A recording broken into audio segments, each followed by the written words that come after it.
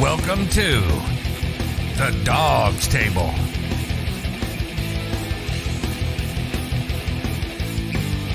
Hosted by Craig Fountain and Jared Fatty Bates. Get access to special guests,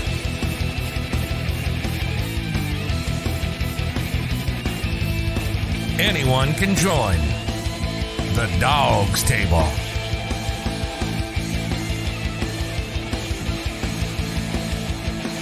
Find the link to join the show in the comments when we go live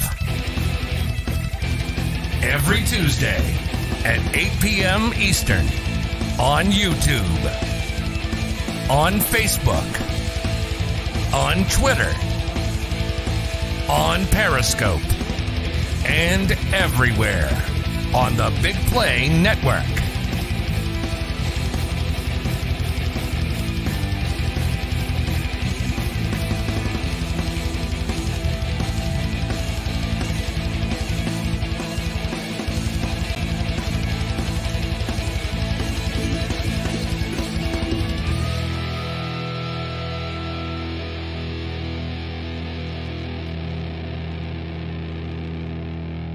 Here's your host, Craig Fountain and Jared Fatty Bates.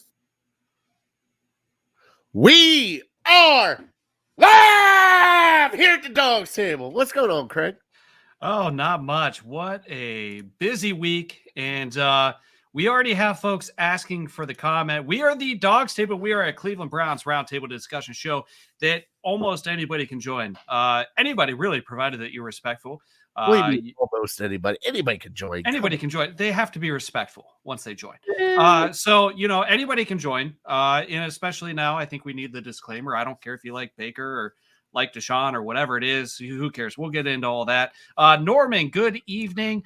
Welcome to the Dawgs Table once again. We'll get that link posted in just a second. We are brought to you by Labatt Blue Light and Remax Hedge Realty, the JC Group. We are part of Team Big Play. And we are going to have an awesome show tonight. Thanks for tuning in. Running Bald Man, thanks for joining the show. Red Leg, we got Chris. Joe, I'm going to post the comments right now. I'm sure everybody wants to talk about what happened this week. Because, man, Fatty, what a 180 towards the end of the week. I mean, we released Austin Hooper, right? That's exactly what I'm talking about, is the Austin Hooper release. We traded Case Keenum? We did. We did. We got a solid 7th rounder. Breaking news. What else do we do? Yeah. What else? Nobody knows. Nobody knows. All right. I'm getting the link posted now. I'm going to post it. It's going to go to YouTube and Facebook from here. We are going to monitor Twitter as well. I've got the Twitter up on my desktop. I'm going to post the link to join. After the week that you've had, I am not touching Twitter tonight. Wow. There was some good with the bad. There was some good. There was some good. Yeah.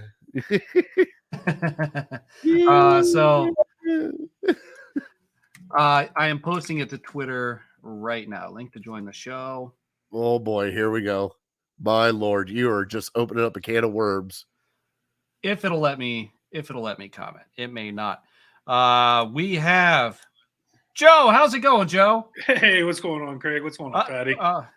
It's been a while. We're glad to have you on the show. You came out of hibernation for some big news, some big discussion.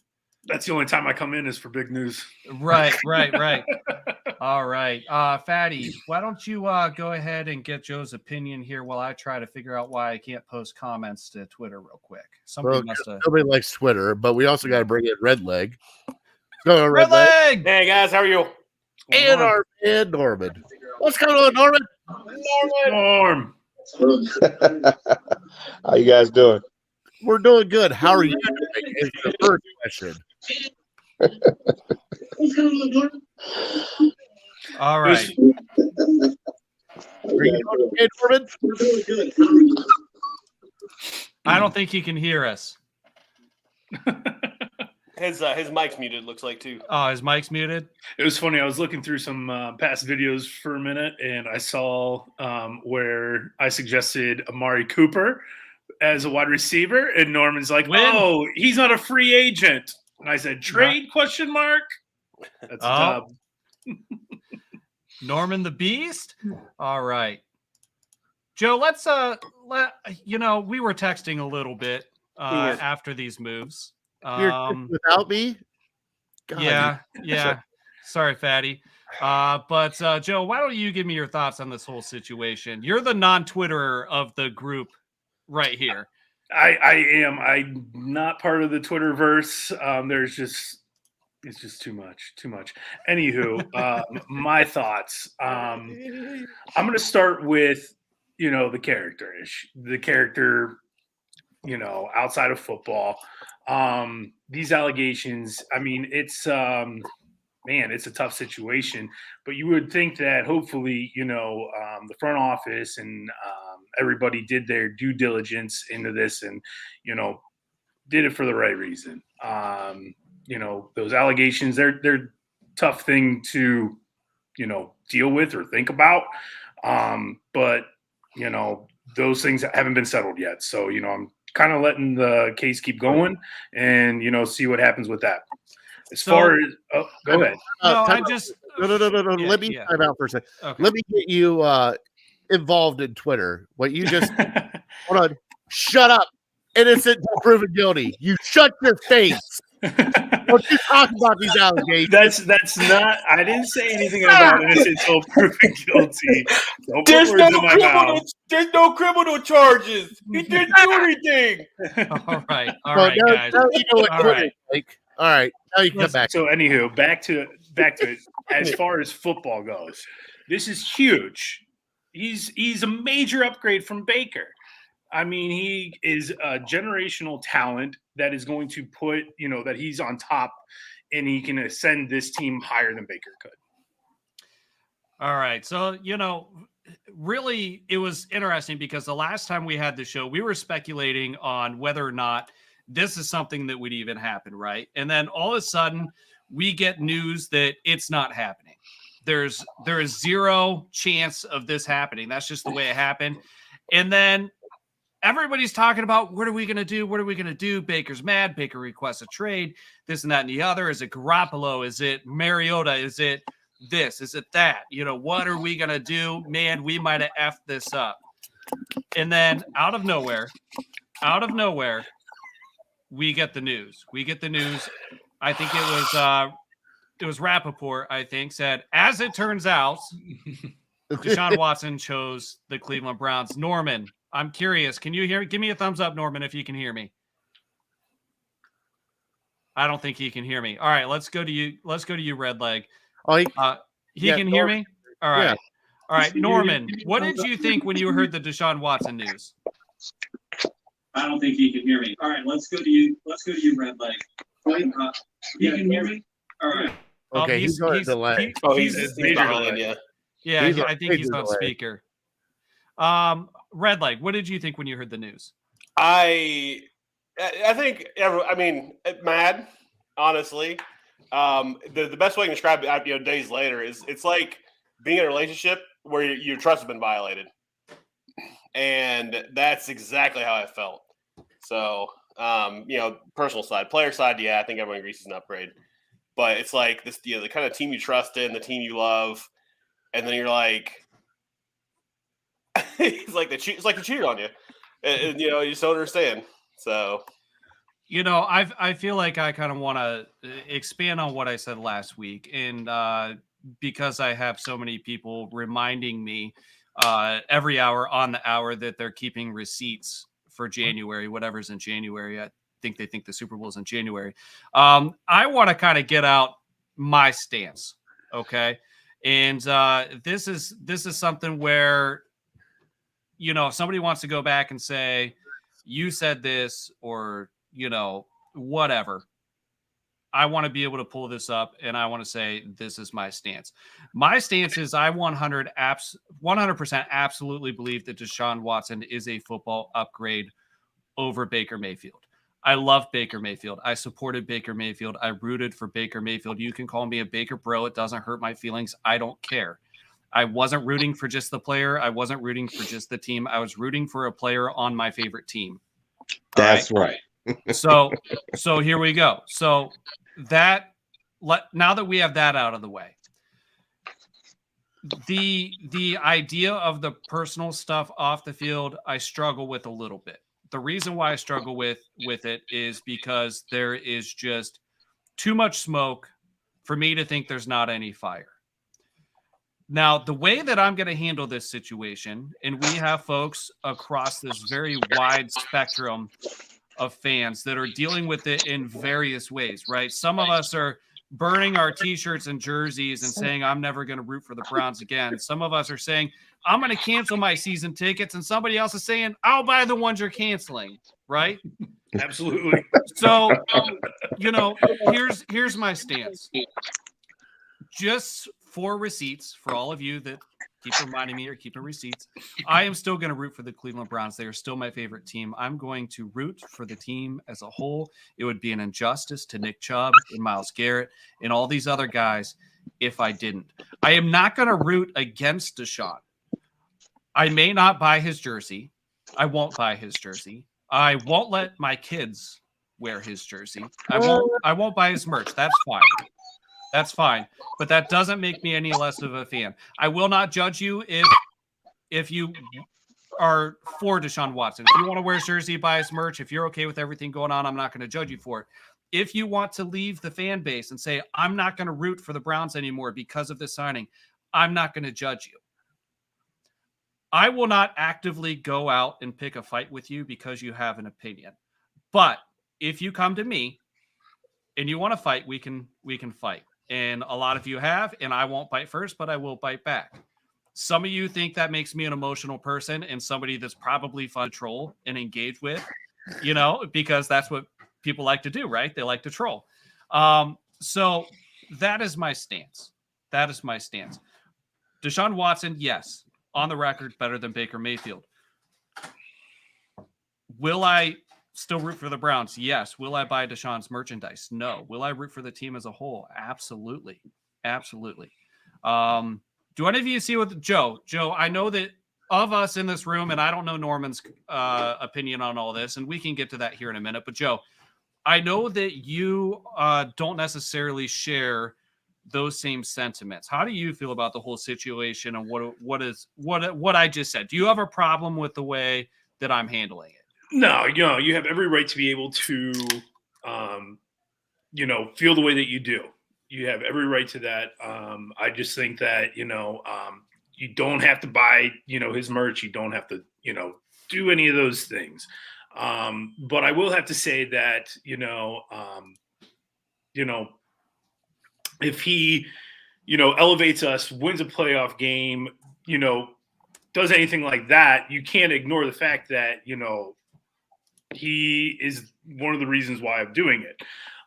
So, you, in a way, you do have to root for him, for the team to succeed. I will say that, it's an uncomfortable situation for sure. It's very difficult. But, and I know there's a lot of,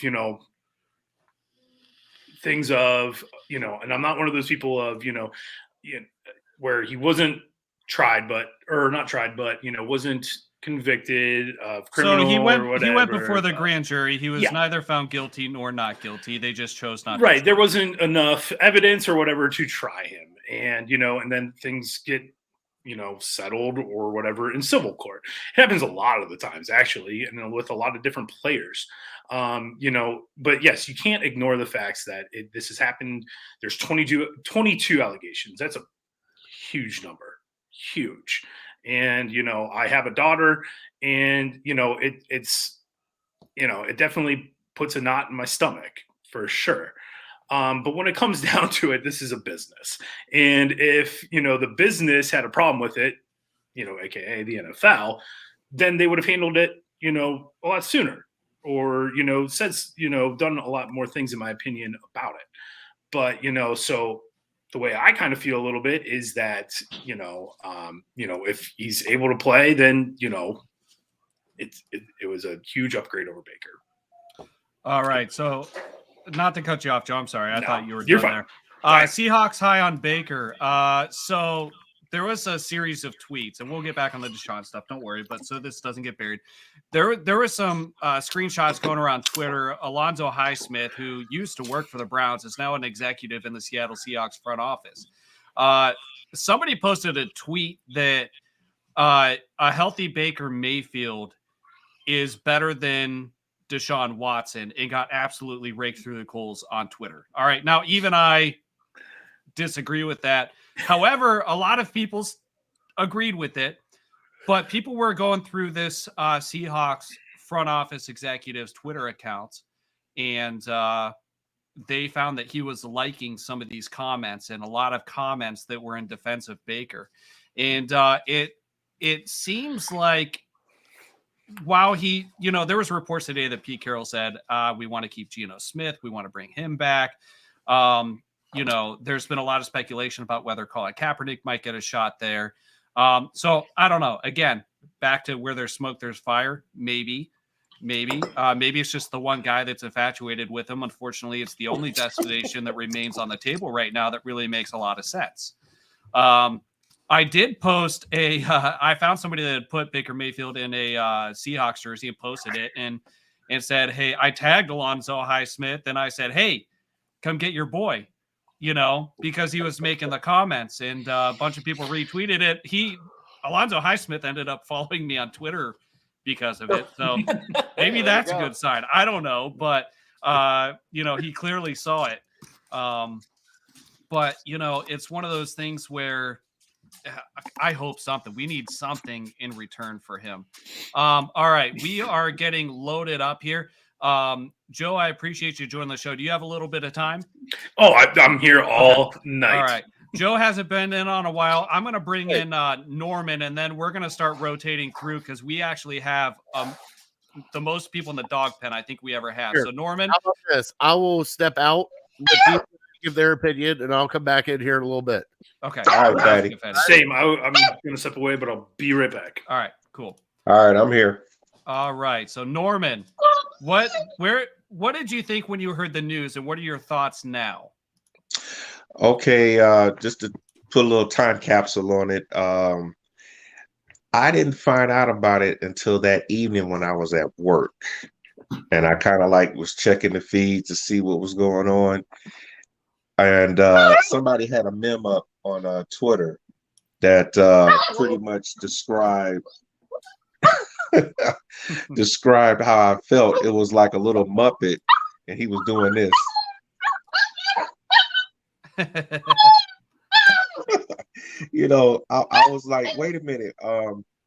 I read the thing. It said the Browns were now taking themselves out of the competition. That's what it said on the TV when I was watching NFL Network. But apparently they were taking themselves out because they were told, okay, you weren't going to be the one. But then they didn't give up. Now there's been speculation on why, and this is probably from all the way from Jimmy Haslam, and I can kind of understand that. One of my other favorite podcasters made a comment about it, and I liked his reasoning.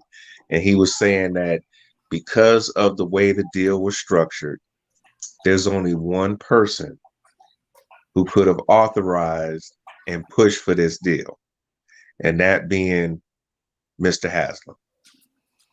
So whether it was because of Baker's heartfelt letter to the city, like, if I'm leaving, I love you. If I'm staying, I'm going to be working. I don't know what the future holds, but, I just appreciate my time here. If that was seen as some kind of a diss or whatever.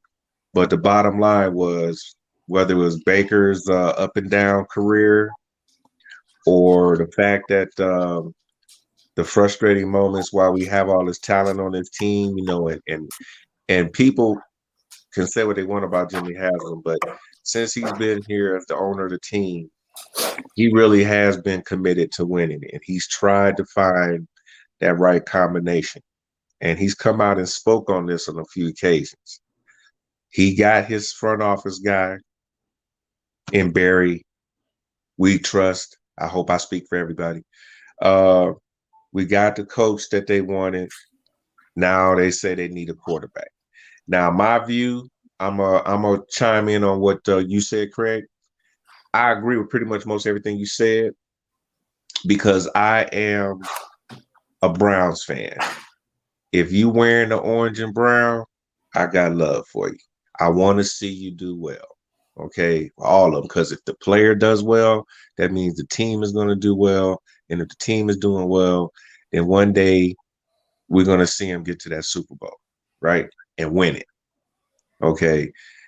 As far as the off the field stuff, okay, I feel torn, okay, because he happens to be a player on the team. If he wasn't, I probably just wouldn't be having any comments at all because I like to let stuff play out in the legal verse before I start saying anything. Deshaun has stuck by his innocence throughout this whole thing.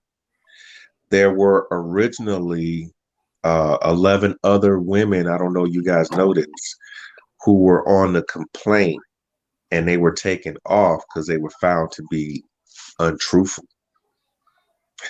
So you got the 8 women who testified, I guess enough to where they say, okay, we'll listen to what you got to say.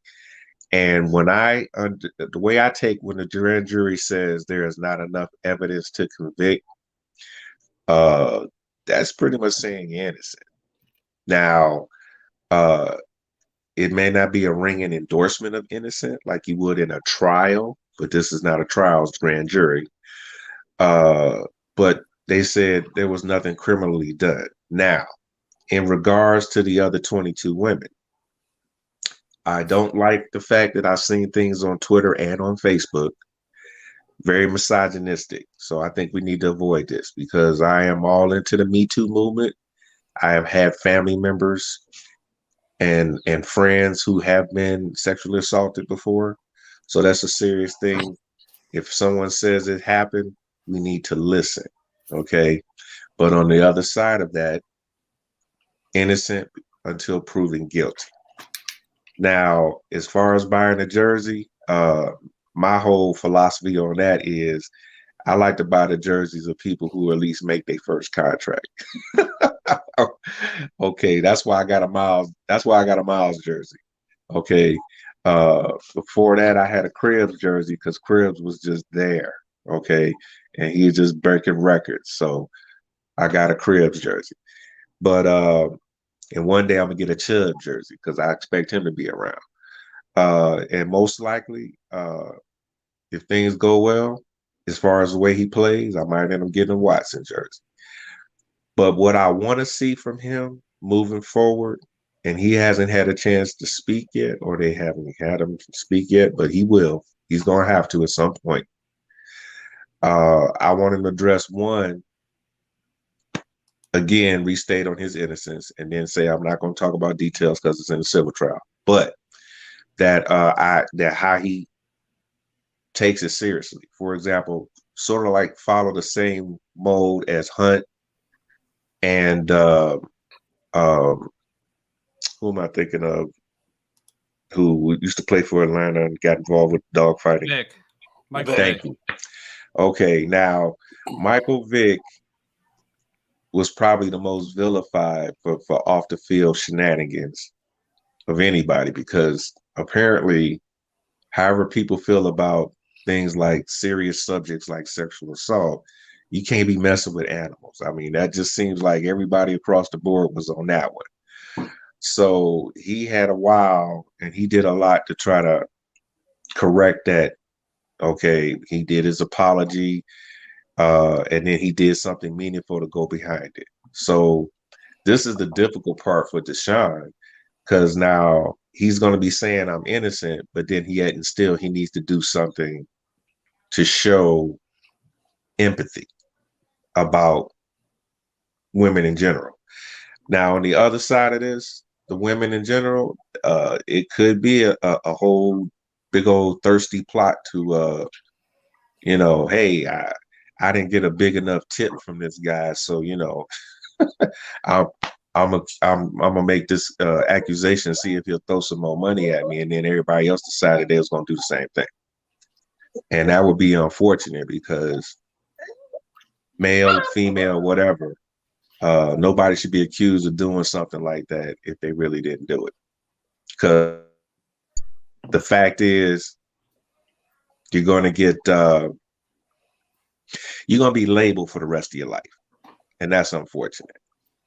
Okay, but winning cures everything, and if Deshaun comes here and balls out, I'm pretty sure that a lot of the negativity is going to go down. It may not go away, but it won't be as vocal.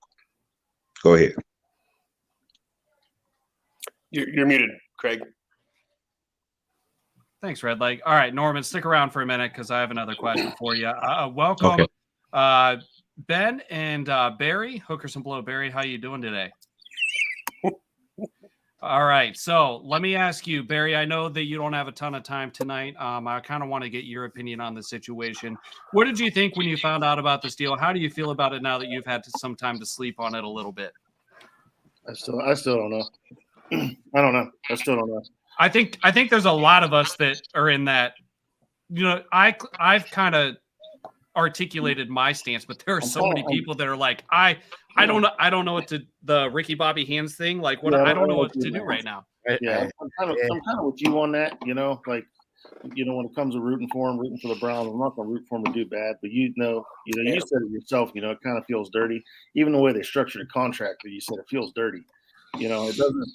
It's not right. And then you got, and then now we got the Baker situation where we can't even find anybody to take him, supposedly. So we're going to end up having to either eat his $18 million, keep him on the roster, or release him. Then he's going to end up over in Pittsburgh. Like, this whole situation was just handled horribly. Yeah, absolutely. I think Matt Ryan's trade didn't help for Baker. Baker away. No, it didn't. It killed it. Oh, absolutely. I mean, we're going to have to probably put a pick with Baker to get a higher pick. At the best, we're going to get a 6th or 7th now, and that's at the best. Well, I'm kind of in Joe's camp where I think that we're not going to get anything. We're going to have to actually do the Brock Osweiler style trade. We're going to have to say, here, take Baker in a 6th, and you and give us a 3rd salary. Yeah, or if we're going to have to send him to Seattle with a 6th round pick and offer to eat half his salary, which is fine. That's perfect. I'd be okay with that. Yeah. Point. I mean, Baker's definitely an upgrade over Drew Lock. We can all agree on that one.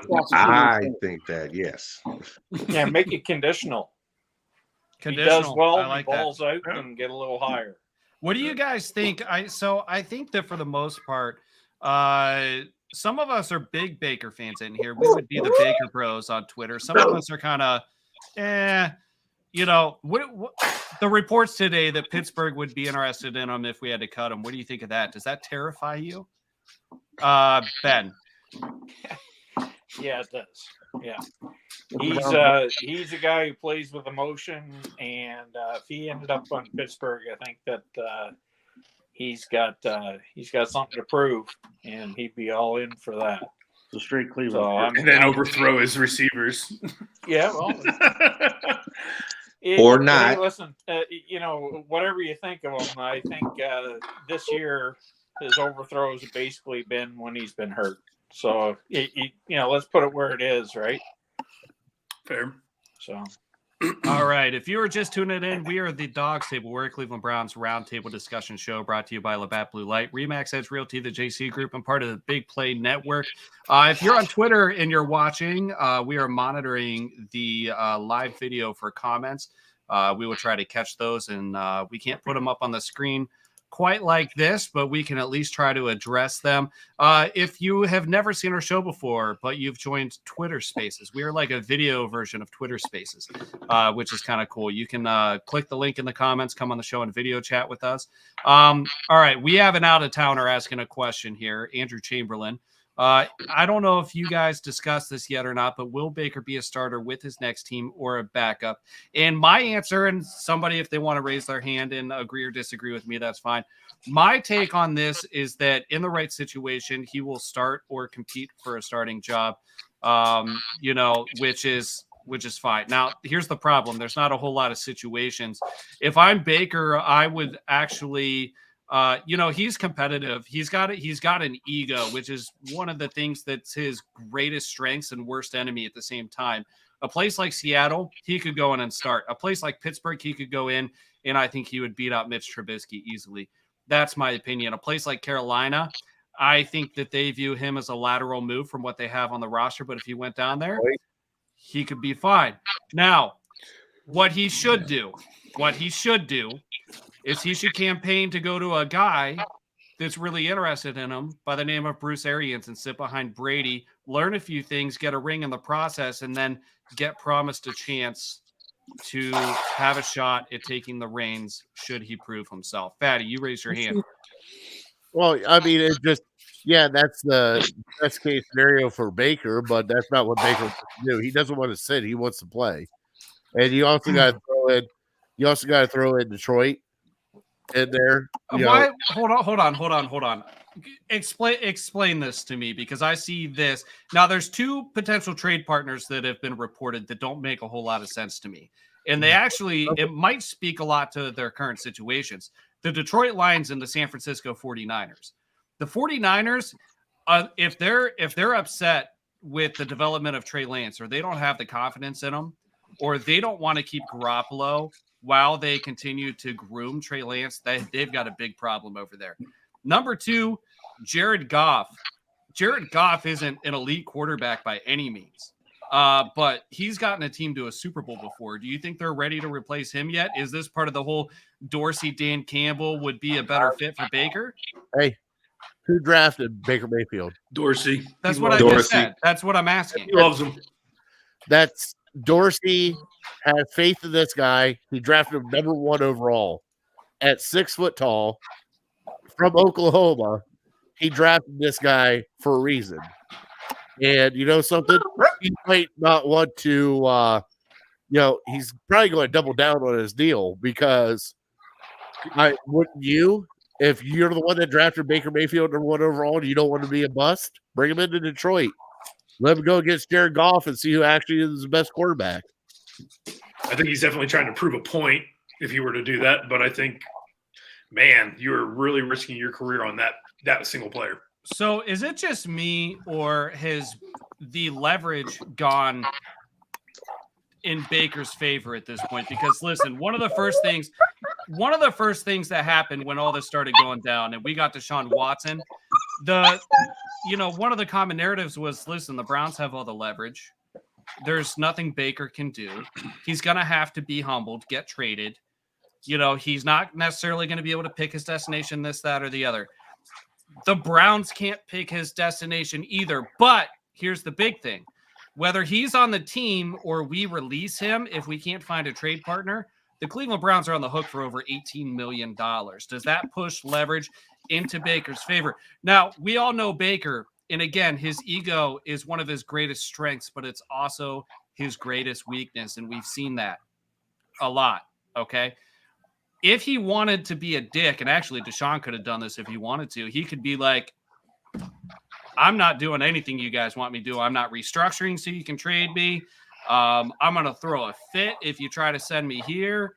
You're going to have to cut me or keep me on the team and not play me. But either way, I'm going to make my $18+ million. What do you think happens? Like, do you guys think the leverage is kind of back? The ball's kind of back in Baker's court a little bit? Red leg, you were nodding. No, I just, the Browns are in such a stupid position right now to try to get rid of Baker. They have no leverage. They have 2 quarterback. I've been fighting this all day yesterday too. They have 2 quarterback ones. They don't need Baker. They signed Watson. They have Brissette coming in as the backup, who is obviously the plan to play. Like, Baker's value dropped the moment they said they're going for Watson before they traded Baker. Like, it's just such a stupid position to be in. Like, there's no leverage there. Baker, if I'm Baker, I would show up to practice to spite and make them pay me, right? I mean, if your shoulder's hurting, oh, that's too bad. At least shut up. You know, I'm like, there's just nothing good. And a lot of Browns Twitter seems to think that Baker has absolutely zero value, and that's why teams don't want him. No, dude, they cut him. They're going to get a cheap bargain. They're going to scoop up Baker. The story about the Steelers going, yeah, waiting for the cut. Super cheap. Guess what? You're making 18 from the Browns. We're picking up. You'll pick it for 7. There you go. 25 mil for a year. I mean, it's just logical. Red leg. Yes. This is OBJ all over again. Okay. Nobody wanted to trade for OBJ at all. And what did the Browns do? They had to cut him. They had to cut him because nobody wanted to trade because they actually realized that nobody was going to trade for OBJ and the Browns were going to cut him no matter what happened at that point in time. Norman, I see you up there, but hold on. BJ, I saw your reaction. I don't think it's quite OBJ. People didn't want OBJ because he was a headache. People don't want Baker. Well, because No. I understand what you're saying, Barry, but I'm saying this is like OBJ. It's not because of the headache. They could have got a 5th-round pick for OBJ, but they realized that the Browns were going to cut him no matter what. So they're just sitting back waiting and going, sure, cut him. I'll sign him up on this side. But the difference is, but there's going to be a team that's going to try. Sorry, there's going to be a team that tries to take him over being waiting to be cut. Yeah, there's going to be somebody that's going to, but OBJ was ready to fit into just about any team and had a chance to put any of the teams over the top. There's 27 football teams right now that have a quarterback that they think is better than Baker Mayfield. So there's 3 teams waiting for him to be cut. 3. It's not like Baker or OBJ where there was 10 or 12 playoff ready teams that was looking for a receiver. I mean, I can see where your comparison is, but and the ball was in OBJ's court because he's just going to throw a fit and say, I don't want to go there.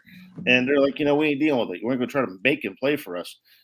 Baker's different. It's a really buy low, sell high situation with Baker.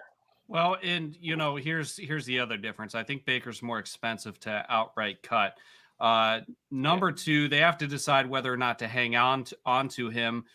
Somebody could blow their knee out in OTAs or whatever. Lawrence. Oh, French isn't in here, but Andrew's listening. Andrew is French and I's cousin. And actually, when I said that, I completely forgot because I'm ADD, but Andrew's actually a Bucs fan. So he likes the idea of taking a flyer on Baker if he's willing to sit. Norman. To me, that was like, I never even thought of that one, but it makes perfect sense. I mean, who's to say that Baker doesn't, or that Tom doesn't get hurt halfway through the season or something like that, or his arm starts to go on. It's possible. All right. Norman, go ahead, and I know you've been waiting to talk. Go ahead. Okay. As I've said before, I trust in Barry. So even if we have to basically fire sale Baker to somebody, to me, for a lot of reasons, and all of you have at least stated, one of them, deal him preferably into the NFC. Okay. Now, Dorsey might be trying to be shrewd and sit back and say, we don't have to say nothing, but we don't know yet. So if I'm Barry, I'm calling him, and I'm calling that GM over in Seattle and maybe the one down in San Francisco, because they're doing all this talk about trading Jimmy G, but the market's kind of dissipating. And I don't think I've heard too many speculations of where he would go that hasn't already been filled. So unless they see Baker as an upgrade over Jimmy G, and actually I kind of do, then they might be on it, or they just might say, we'll just hold pat for now and check out some of these rookies that, we think might be able to take over for him. But Seattle was a strong spot for him. And Dorsey, he has an affinity for people that he's picked. And that's he's got to prove historical. he was right. But another saving grace in this situation, or could be, is that San Francisco may not want to trade Jimmy G within the division. That's if the Seahawks even have interest in him. But sending Baker to the NFC is a win. Sending him to Seattle is a win. If we can get something out of him, even if we trade Baker for a 7th, that's a win right now. If we don't have to give something else up,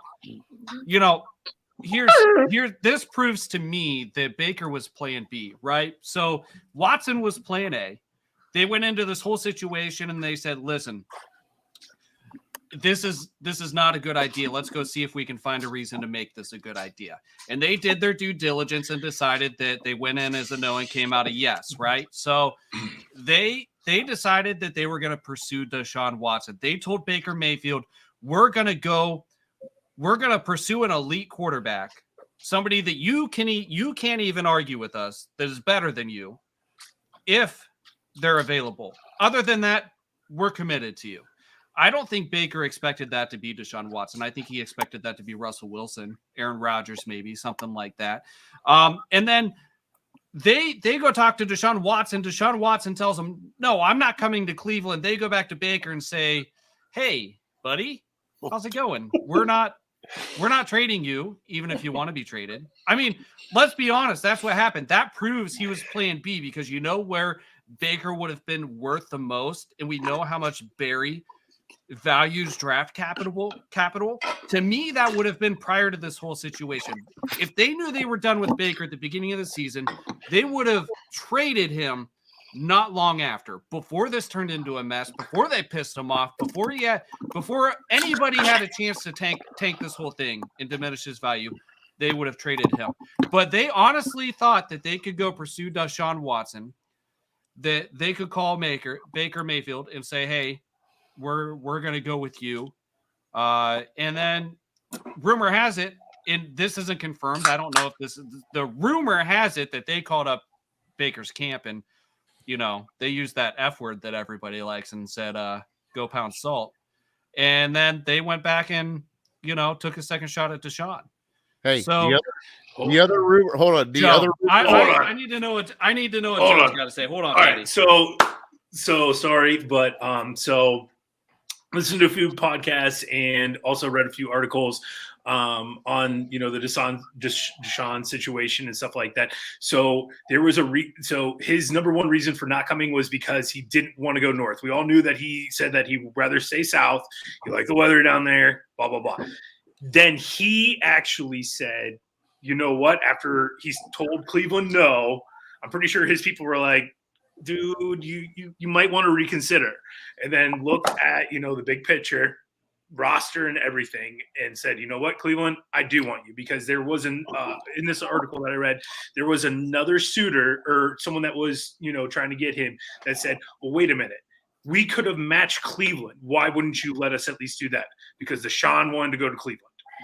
Deshaun wanted to actually come to Cleveland, and there was an article I read that Stefanski literally the first, I think they had like 2 hours with him.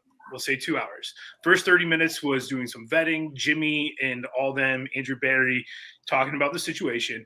And then they let it over to Stefanski. And then Stefanski had an iPad where he literally had plays from when Deshaun was at the Texans, played it for him, and then played clips of what we ran as far as like RPOs, let's say. And then literally showed a clip of what he did in Houston. And I guess it was him and Stefanski for about an hour just going at it on the iPad. Nobody could see or hear what they were talking about. I don't know if it was there. From what I heard, they couldn't see what was going on. They could hear what was going on. But they actually showed, and Joe, you can confirm this. I think we read the same article. Albert Breer. They showed plays of Deshaun in Houston running RPOs. They showed the Cleveland Browns running the identical play. Yep. And they showed the difference in outcome. And then Deshaun actually asked Stefanski, will you coach me hard? I want to be coached hard. And what can I do? What can I do to improve myself? Yep. And he told him something. I don't remember what it was, but he said, dang it, you remind me of my sophomore coach when I was actually being coached. So I think that I think Stefanski was a huge reason on why Watson was coming here. You know, when it comes down to it, I think that, Baker got a little bit too much, ego with him. I think, again, that's a double-edged sword, like you had said. And, Watson is a huge upgrade. And I think that he's just like, yep, I want to get back into this. I'm going to listen to you. And when he listened to him, he's like, I like what you had to say, and I want to go forward with this. And that's what happened. So I want to just step back just for a second because Chris asked this question. Yeah, we haven't gotten to it yet. What is the salary for Watson and Brissette this year? Isn't it structured to be really low this year? So this has actually been a discussion that's been kind of debated back and forth on social media and such.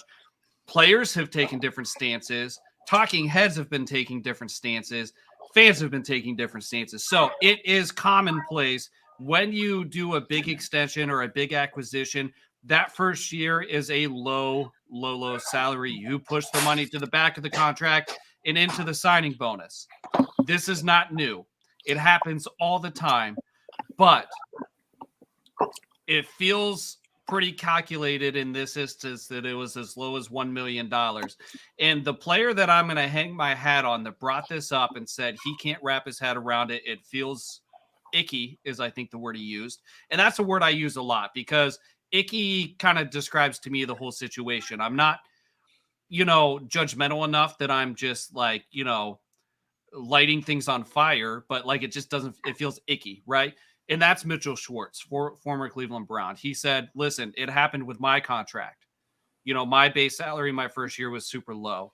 It happens with a lot of people's contracts, but even as a player, this feels kind of icky that they structured this contract for a minimal financial hit in the case of suspension.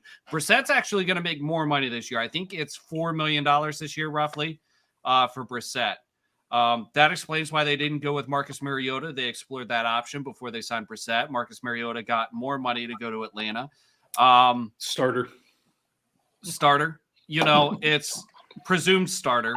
I'm struggling with the Mariota thing. I don't understand the infatuation, but he's like the new Nick Foles, or like he's like Nick Foles 2.0. I don't know, or Nick Foles is Marcus Mariota. I guess. No clue. I guess, Norman. I know you were trying to talk. Sorry, I had you on mute there. Okay, just to go back real quick on what you said on Mariota. His time in Oakland, he actually played well. Okay, enough to where somebody saw him and said, "Hey, let's take a flyer on him and see what he can do." The other thing is just going back over what I just heard. I did hear that Deshaun was very impressed by the presentation by the Browns.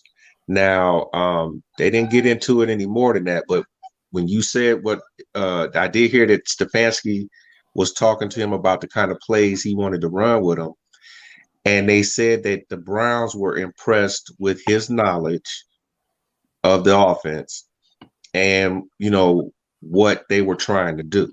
So I think he pretty much was like, man, outside of the code is like not so much a big deal, but it's sort of there. He was more like, I wanted to be close to home. If he was in Atlanta, he would have been at home.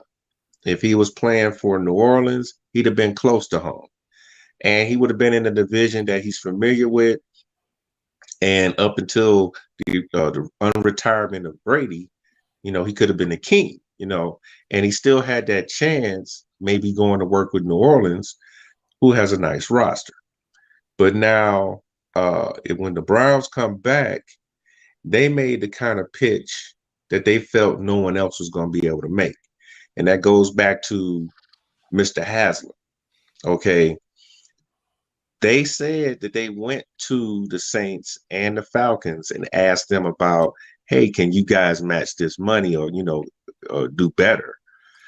And they all got the mumbles. Blah, blah, I don't know. Maybe we could, nobody just came out and said, yes, we can. So He thought about it again and said, okay, I enjoyed my talk with the coach, the synergy.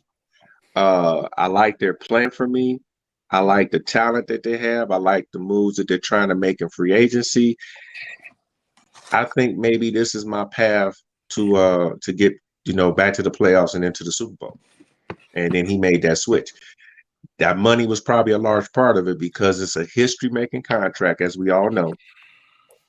And even though they structured it the way it did, and I call that being prudent. So some people might want to say it's smarmy. I just say it's prudent. If you're looking at this from a business standpoint. I'm going to say real quick, Norman, and I think Joe wanted to say the same thing because I saw him about to open his mouth. One of the most interesting things to me about the way this process has been revealed to us, the timeline in which this happened, one of the most interesting things to me about this whole process is they did not talk about money when they met with him. They did not even talk money until Deshaun Watson said, all right, it's you guys. Let's talk money. Until the trade was accepted and then we received him. Right. It was, in the Browns. I'm gonna make Fatty's head explode with this. Maybe red legs. I don't know. Ben, maybe you too. The Browns, quote unquote, did right by him when he said, all right, it's a done deal. Let's talk money now. That he said, okay. And now we're going to talk about money. And they paid him and they locked him up for 5 years. And this is the part where I'm going to make Fatty's head explode. Take the icky, right? The stuff I think is icky, take that out of it. And I will not be able to separate the two formally. Like, it doesn't matter if I'm watching him in the Super Bowl or in OTAs. It's always going to be there. It's going to be like OJ. OJ's not guilty, but everybody knows. Hold on. If he wins you a Super Bowl, is it still icky? There's going to be a slight rain cloud over it for me. If he wins you 2 Super Bowls, is it icky? It's just icky. Will it always be icky? It will always be icky to me. It will be. Ask a Steelers fan how they feel when Ben did what he did. Oh, I don't think Steelers fans have morals. Anyways, listen. Here we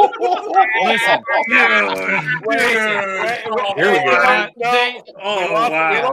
We lost that right. We lost that right. No. Don't say we. There's a few Brown fans that there's no we, ever said anything about it. A lot did, but I can tell you I was never one of them. Yeah, all right. Innocent until proven guilty. Yes. Let me make Fatty's head explode real quick. If you separate the icky out of this, the way Andrew Berry, Kevin Stefanski, and Jimmy Haslam handled this, and I give all the credit to Berry, I think, or most of the credit, is they absolutely did this in a masterful way that few could. And they absolutely fleeced the Houston Texans. And that's part of why I'm struggling with this, is because I want to celebrate. If this was any other football player without these allegations, I would be celebrating. I would be screaming from the rooftops. I'd still be wearing the same clothes, partying from the night that I got the news, right? All right, hold on. All right, yep, see, that's exactly what happened. No players. No players in the trade. Hold on. Yeah. That was a rumor. How did they fleece the Houston Texans? Because they got Deshaun Watson for what the 49ers got Trey Lance for. And that's all I need to know. And we did not give up any players. Dude, according to the rumor. No players. No. There are no players. There are no players. They actually gave a couple extra picks. Okay, yes. Hold on for 1 second. Can Trey Lance play tomorrow? Probably. Yeah. As of right now, today, yes. Can Deshaun Watson? As of today, now, yes. So you're losing supposedly Deshaun Watson for half a year.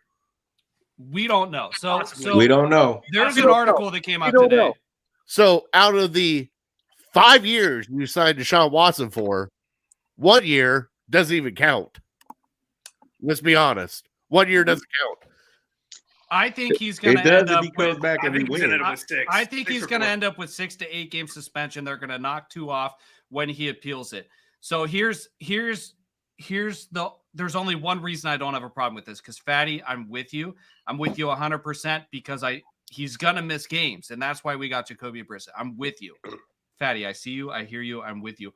But I was not buying into the we have to win now bullshit that we have a 1-year window. Because you know what? I don't want to win for 1 year. I want a Pittsburgh Steelers resume where we go, how many years without a losing record? They've been 500 or better since Tomlin's been a head coach. 15 to 20 years? Right? Yeah. Something like that's that. Right. I want the New England window, 20-year window.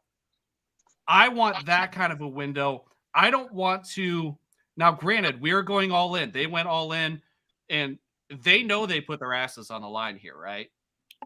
And again, I can't formally separate this stuff. It all feels icky, but from a purely football standpoint, I will give up 6 games if it will give me 5 years of joy with an asterisk, because they took the joy without the asterisk away from me, and that was 2020 Baker Mayfield. Can I say something? Patty's about to go on fire. Oh yeah, we still got our dog of the week, but let's get Norman in. Yeah. Okay. Let me put the caveat here that I could be wrong, because I was wrong about Baker being eventually staying here. He almost did, actually. I was almost right, but I still ended up being wrong. I am of the small camp that says that NFL will not suspend him. And if he is suspended, is this a time served or is this conduct policy? It's a partly because of time served, because his falling out with Houston. Well, he didn't even play for a year. Now I realize that was on him, but the fact is he didn't play. So that's what the NFLPA will come out and say. He didn't play. I understand. Ahead, he could have played Houston. Houston could have played him. They chose not to. Well, no, actually, he said, I'm not playing. It wasn't Houston that didn't say they wanted to play him. Both. Deshaun Watson told him he wasn't playing. He said, I want out of here. And they said, no, we're not trading you. And he said, okay, well, I'm not playing. And he sat down. And they let him sit for a whole year. But here's the thing. The main thing going in Watson's favor, his camp, is the grand jury's decision. Because now the way civil cases work, and I kind of like civil trials, for depending on what it's about. But the fact that they have a lower burden of proof, 50%. If the NFL decides that they like what the grand jury did and what their own investigation comes up with, the only reason I could see them doing this is to sort of like try to appease those fans who have a real heartburn about Deshaun Watson and what he's accused of. So I'm not looking at this. Even if he gets suspended, I would say it'd be like 4 games. And if he fights that, then maybe 2 games. Okay. Question. That's just me. Go ahead. What do you think about the way the contract was restructured, and how little that's going to impact him if he does actually get suspended? Do you think that the NFL is going to look at that as trying to evade the suspension, the financial penalties of the suspension? So I'll take this one. I don't think so. And I actually, one of my favorite writers is actually a guy that despises the Browns and constantly shits on them. But here's what I know, because when it comes to legal matters, he is a former lawyer who had a Dawgs Table type project that turned into ProFootballTalk.com. All right, one of the biggest media outlets and probably one of the only ones using front offices around the country. And they actually posted an article today, and you guys can. Oh, did he freeze?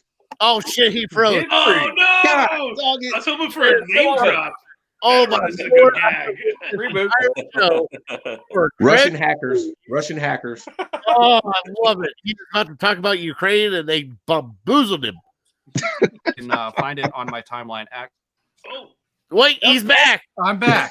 Halfback. All right. Where did you lose me? You lost me before the name drop I heard. You were getting right to the tea. You were getting ready to spill the tea. All right. So Mike Florio, ProFootballTalk.com, actually released an article. He's a former lawyer, and it was the possibility of commissioner exempt list still looms for Deshaun Watson. And you can find that on my Twitter profile or ProFootballTalk.com because I retweeted it with a quote from it today. So he goes through all the different scenarios in which Deshaun. Uh-oh. Oh my God! No! Guys, it's ours. It's ours now. We own the show. Let's go. Russia does not want to hear Craig's take. Oh my God, Putin! I hate you more than ever. More than ever. Oh my God! I believe he was talking about the commissioner's exemption list. Yes, Yeah, you're back. yes. Okay. Okay. All right. Commissioner's exemption list. Go. The NFL hacked us, and they're like, he's not going to say this. All right, so I'm going to read you a quote. The league has learned to keep its head low and its mouth shut in these matters, or as long as it can. The league will act when the time comes to act. And I'm currently confident that if 22 civil cases remain pending against Watson when it's time to play games, Watson won't be playing in those games. There's two main takeaways. These civil suits need to be taken care of prior to the regular season, or they will put them on the commissioner's exempt list. Now, this also benefits the Browns. It's not just them weaseling that money in there like I was alluding to earlier. It's icky from both sides. The Browns will not be penalized because that's a paid leave. So they have to pay him while he's on the commissioner's exempt list. Once those civil cases are settled or they're gone, all right, they're resolved is the right way to put it. At that point, if he's suspended, then he doesn't lose any money. So this was structured so the Browns nor him would lose money this year. If the NFL really wanted to F him, they would drag this out until next year.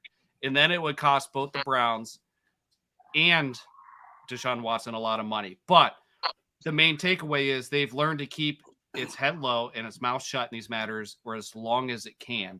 And really, when it comes to the precedents, and we can go back and look at Big Ben, we can go back and look at Zeke Elliott, we can look at Kareem Hunt, we can look at Tyreek Hill, we can look at, they're not all sexual assault cases, but they are serious matters.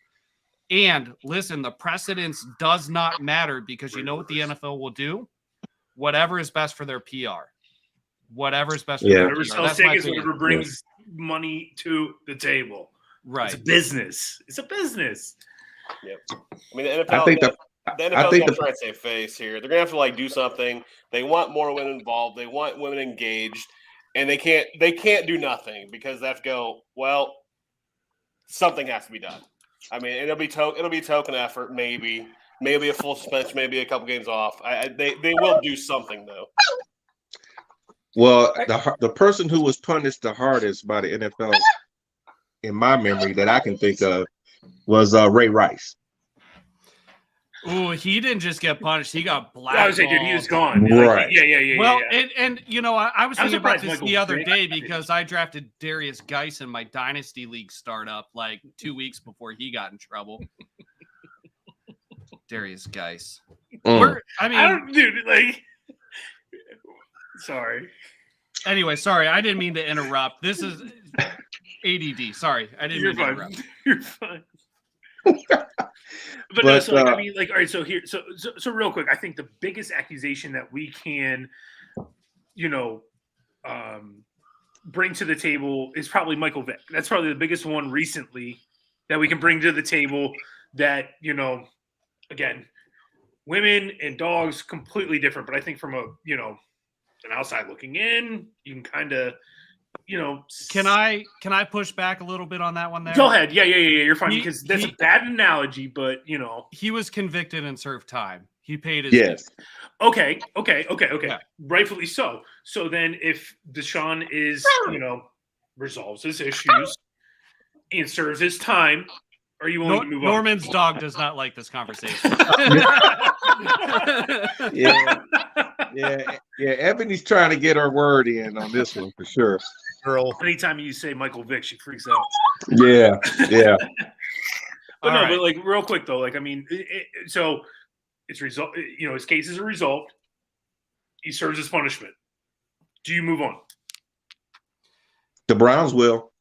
Yeah, I mean, I feel like a lot of people will. It's hey guys, for me. Yeah. Question.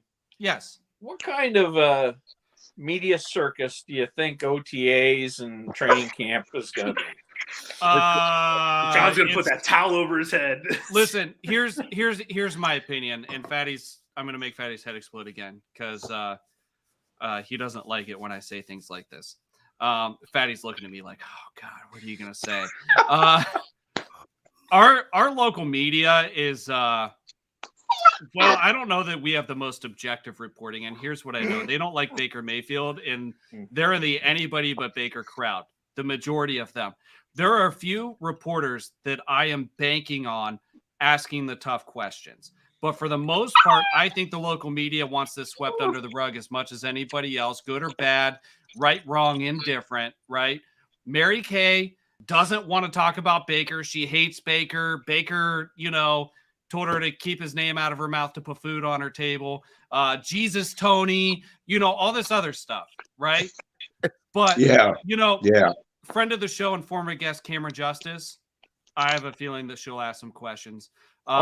Hayden Grove, he's been pretty outspoken. He'll have some yes, he questions. has. I hope that these people have the courage to ask the tough questions because, again, right, wrong, indifferent, good or bad, they're questions that need asked. All right. It doesn't matter if he's guilty or not guilty. We get our information by asking questions. And if we're going to ask the good questions, we have to ask the bad ones too.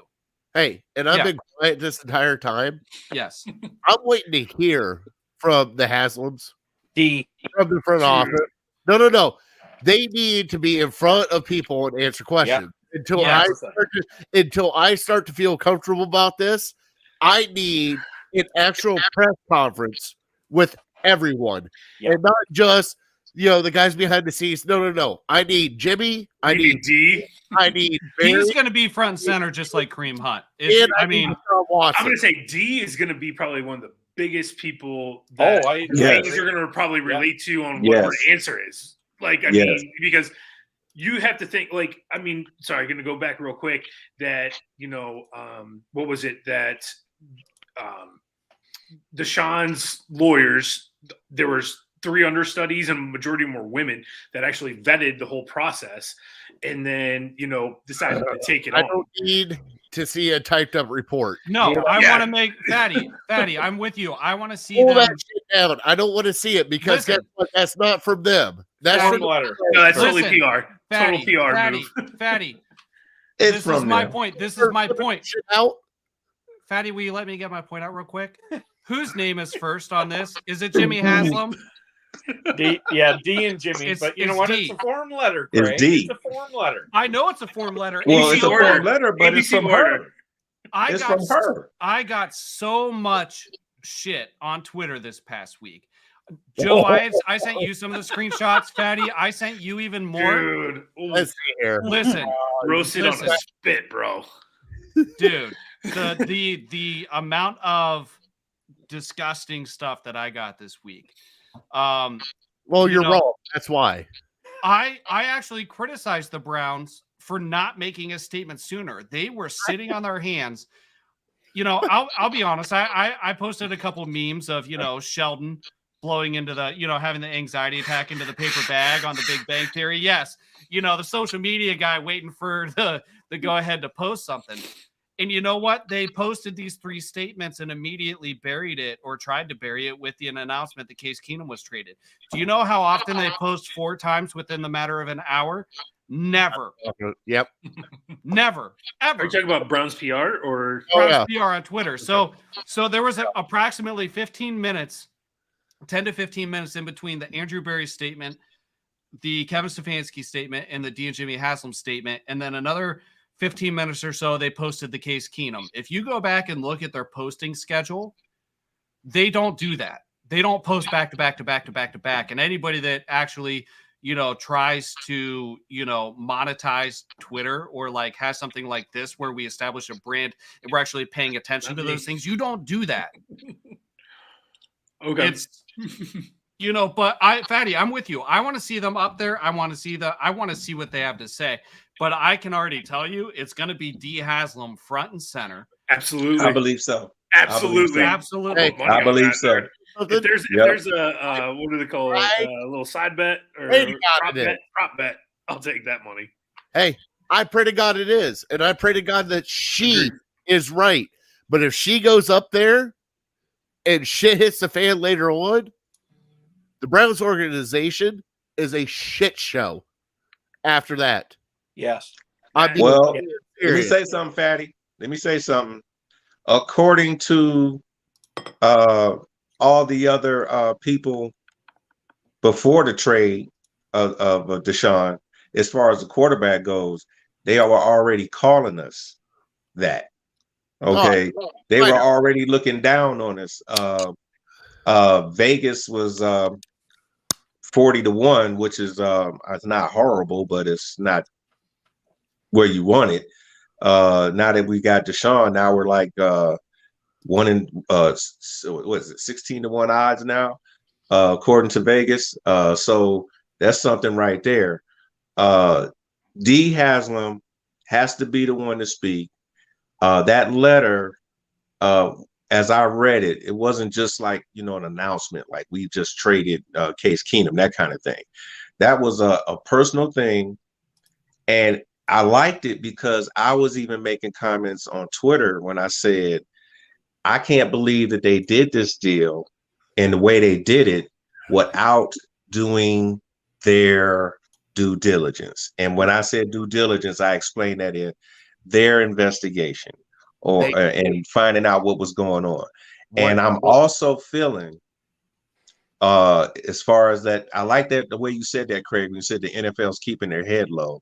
I'm kind of thinking that the Browns had to be talking to the league as well, as far as what kind of punishment, if any, they may lay out, because and maybe all the other teams did too, because honestly, I don't see you making these moves and giving up 3 years of first-round picks starting this year if you're not going to be able to really get used to them right away. It just takes away from it. And then I like the fact, going back on the trade, I like the fact that after they did the first 3 rounders, the other 2 picks come in next year and then the year after. And then I believe we're going to get one of their 5th rounders in 2024. That's the way that goes. But I'm sitting here. Yes, if they want to quell this down as far as OTAs and everything else, they're going to have to come out and speak a lot about it right away. I mean, maybe before the draft, that would be preferable. Okay. Something to talk about during the draft. If anything else, to kind of take the notice away from what Barry's doing as far as who he wants to draft. But don't let it fester into the spring and the summer without actually coming before the media. They need to sit down with all of them, explain again their position and what they did, and then say, okay, we got questions. Now, the first question I want to hear, because I think it's laughable, is the girl's lawyer when he said, I saw the article where it said the Browns didn't come to them and ask him anything. Actually, nobody in the league talked to him. Nobody. And there's various reasons for that. One, he's advocating for them, so everything he's going to say is going to be negative, and maybe a little biased, or maybe a lot biased. You're muted, Craig. Norman, hold on 1 second. Here's my issue with that, and both sides of this case are biased, right? The prosecution or the accusers, they're biased, but the defense is also biased, right? I understand why they wouldn't talk to the attorney, and at first thought, I would think, hey, this guy's not going to say anything anyways. This is an active case. Why would he tip his hand on anything? How do you know stuff's not going to get leaked? It puts them at a disadvantage in the legal system, this, that, and the other. But wouldn't you at least call? I mean, you want to call it due diligence, but is it due diligence if you don't at least call and say, hey, are you going to talk to us about this or not? And even if you go into it and know you're going to take it with a grain of salt, wouldn't both sides present something as opposed to nothing that the other side wouldn't? I mean, isn't that how this works? Let me answer that. Okay, the reason why I don't think they needed to talk to him, or I wouldn't have talked to him, is because whatever, at least as far as what was going into the grand jury, because some of those women in the grand jury that were there are under him. They already got his information or their information, their side. Okay. But what they want, the league and the Browns, they want to find out all this stuff on their own. So they go through what has been presented or that they have available to them, and then what they can go back and find out themselves. They may have to in order to meet with somebody, they may have to make it worth their while or whatever, somebody that didn't come forward and talk to law enforcement, but they go and find out what they can find out. And they had enough of a comfort level in order to make this deal. And the fact that love Baker like I do, or for those that just hate him because he breathes oxygen, they felt like they had to get away from him. So they made this move. But unfortunately, it's not a unanimously popular move. Like you said, Craig, if it wasn't for those allegations, this would be unanimously held as the greatest not free agency, but greatest offseason move in NFL history. So it's but it's going to have an asterisk on it, no matter what. Go ahead. Hey guys, I was just trying to find a couple of tweets I saw back a while ago, and it was basically 22 questions for the Haslams in the front office.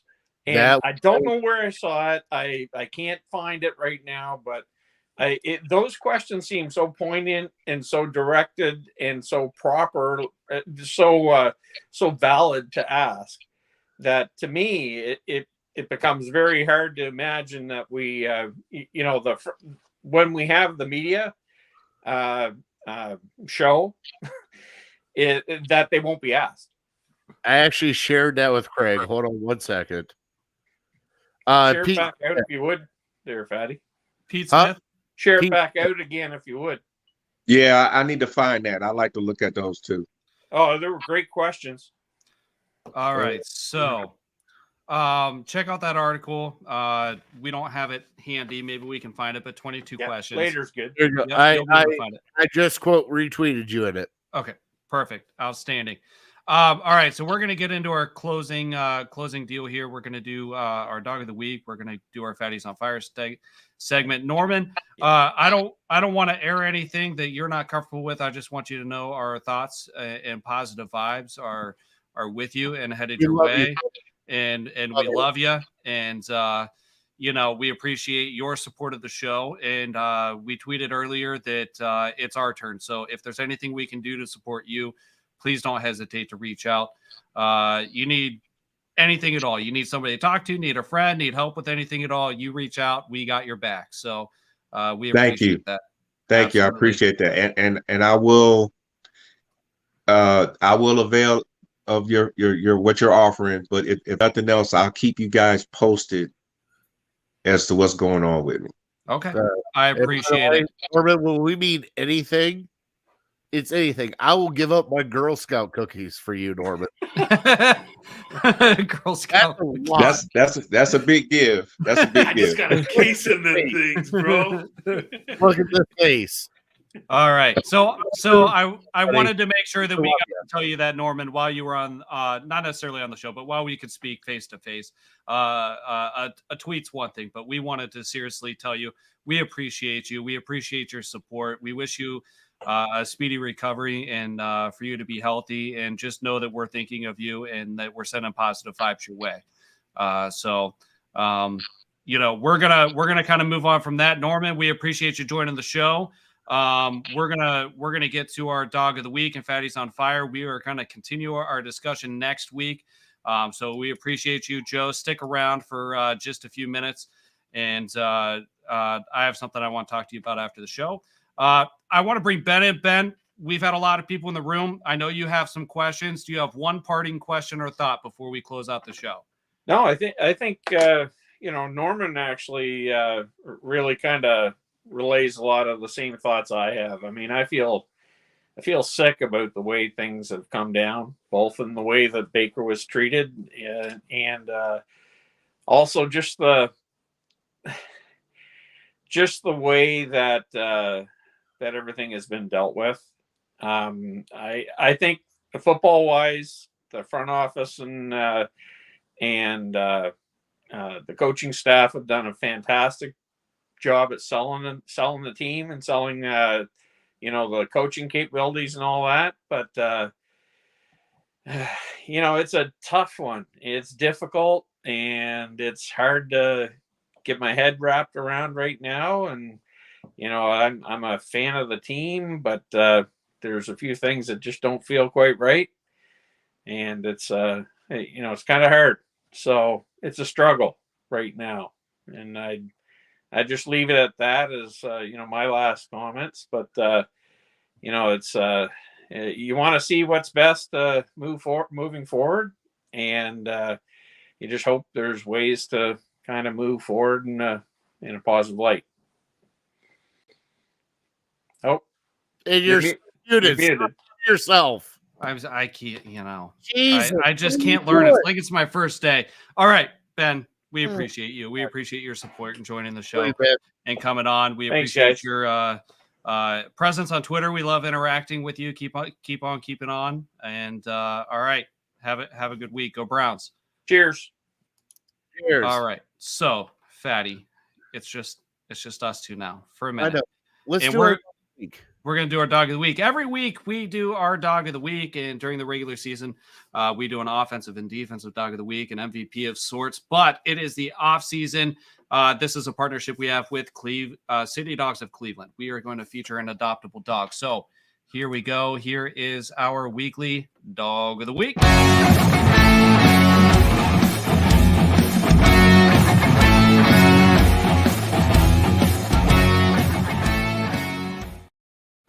All right, so here we go. Our weekly dog of the week is once again, you guys know this girl by now, if you're still watching. It is Lolo. Lolo still has yet to be adopted. We are so determined to find her a home. We are going to keep featuring her until she finds one. We have dedicated ourselves to finding a home for this dog. And please reach out if you want to see if you're a match for Lolo. We'll help you connect with City Dogs of Cleveland. She likes toys. She likes the attention. She's very independent. She enjoys the company of other social dogs, but she's not a fan of cats. She needs surgery to correct problems with her kneecaps, but all the costs are covered thanks to Friends of City Dogs of Cleveland. She just needs a special adopter and a home to rest and recover. She recently did an overnight visit with a volunteer, and here are some notes from their visit. Good house manners, likely housebroken, good in a crate, great in the car. And here's some more information on Lolo. She's 6 years old. She's sweet, spunky, sassy, and silly. Happy and easygoing, treat motivated, eager to learn, good in the car, likely housebroken, social with other dogs. Listen, Lolo is the longest resident. She is the longest resident of the City Dogs of Cleveland, and she needs a home. So somebody, please, if you're looking for a pet, please consider Lolo. And we will connect you with them. You can find City Dogs of Cleveland at City Dogs CLE on Twitter, at City Dogs Cleveland on Facebook, or you can call them at 216-664-3476. Also, like I said, if you would like, reach out to us, DM me, DM Fatty, DM the show. We will connect you with the City Dogs of Cleveland, and we will get you set up. You can find our handles in our show bio. So just DM us. We need to get this dog adopted. We really absolutely. Like this has been like what, 4 weeks in a row now? Might be more than that. It might be 6 or 7, I think. Come on, people. I know, Lolo, and she's so beautiful. So beautiful. Look at that face. Look at that I face. know, right? All right, we are going to our fan favorite segment. It is Fatties on Fire. Here we go.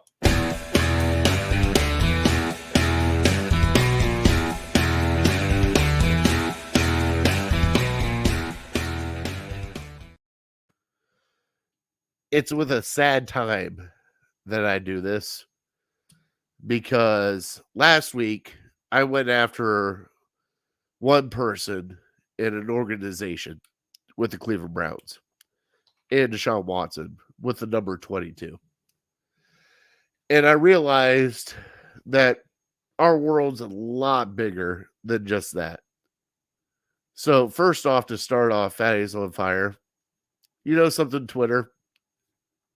Anybody can voice their opinion. All right? We got free speech.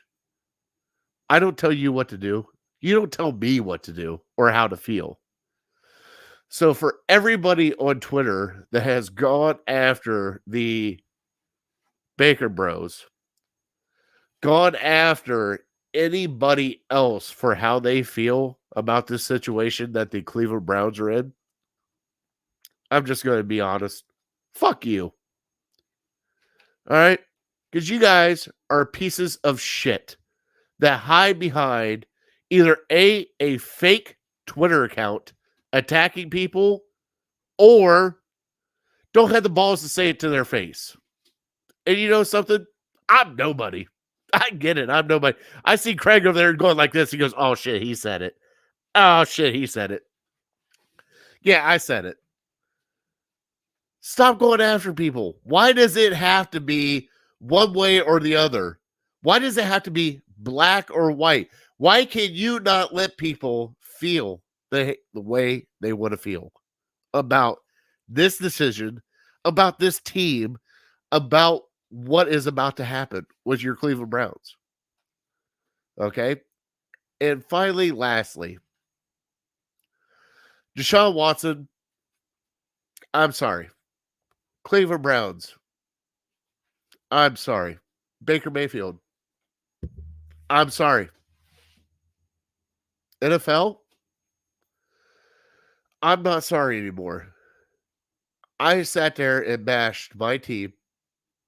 I bashed a new quarterback, somebody who was innocent / proven guilty, all this other stuff. Yeah, all right, we'll get into that later. But what I'm not sorry about is the NFL allowing this shit to go on every year.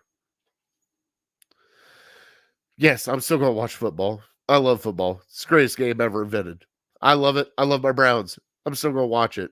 You call me a hypocrite. You call me a piece of shit. I don't care. But to let murderers, Dante Stallworth, child abusers, Adrian Peterson, Tyreek Hill. Let's see here. Domestic violence. Oh boy, there's a list there. And now 22 allegations of sexual assault or sexual misconduct happened under your watch. And it's okay because it's the NFL. When any other aspect of this life and this world, that is not okay. And nobody is getting a second job. People are getting fired over it. And yet we, as fans, as families, and as the NFL, turned a blind fucking eye to what's actually going on in the NFL. These guys should not have a job. But hey, since you're talented and you can throw it 60 yards on a rope, you're my guy. And I'm just going to support you. And you know something? I'm part of it because I love the NFL. I love watching the NFL. I love all of that. So, you know something? Yeah, I'm the biggest hypocrite ever. I thought my Browns would actually stand up to the NFL. Not happening. They just fall right in line with everybody else. So, at this point in time, you can be pissed off at your Browns. You can be pissed off at Deshaun Watson. Where you need to be pissed off about is the NFL and just letting it happen, because they actually can just shut it the fuck down if they wanted to, and they do not care, because guess what? It's all about the cash. That's Fatty's on fire. All right, here we go. Fatty was certainly on fire, and that is going to close out tonight's show. We are the Dawgs Table, a Roundtable Browns discussion show, and anybody can join. We post a link in the comments at the beginning of the show. You can DM us for the link if you don't find it. We are sponsored by Labatt Blue Light, Remax Edge Realty, the JC Group, and we are brought to you by Big Play. You can find us on YouTube, Facebook, or Twitter, both at the Dawgs Table or at Dawgs Table and at Big Play. So that's where you can find us. That's tonight's show, and we will continue this discussion next week. Hope to see you soon. Until then, go Browns. See you.